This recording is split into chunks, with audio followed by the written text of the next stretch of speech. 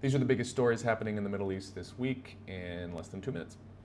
So the biggest story is definitely the US and Iran peace talks kind of crumbling apart. There's been an exchange of fire, the talks are generally stalled, and it has everyone wondering if a peace deal is even possible. And I think the deeper question is, can a peace deal like this be arranged between enemy countries like this? But everybody's watching with bated breath for the Strait of Hormuz to be opened back up so commerce and trade can continue as normal. And another big story is that Netanyahu has declared that they are not leaving southern Lebanon.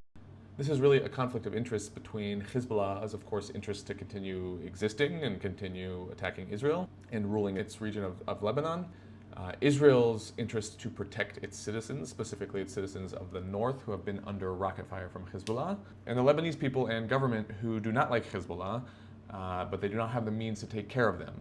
So they might not particularly love Israel controlling a swath of land in the south of Lebanon, but the question is that better than Hezbollah, who otherwise they wouldn't be able to expel from there? And then there's the worsening humanitarian crisis in Gaza. It's not in a good state. Medical care is difficult to get, and it's just overall not functioning well. And the big question is, who's to blame? Hamas, Israel, and how do they parcel that out? But I want to end on something that I think is really interesting and is actually not getting a lot of news coverage, and that's the anti-corruption crackdown that's happening in Iraq right now.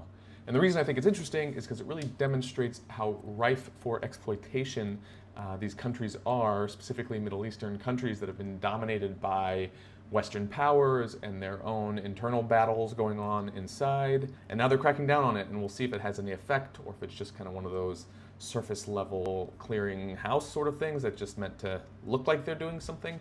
So stay tuned for more of this. I'm going to be breaking down on a regular basis throughout the week the top stories and trying to help make sense of it by providing some framing, providing some context, and really to explore what interests are at play in these scenarios. And hopefully that makes it all make a bit more sense. So stay tuned, like, subscribe,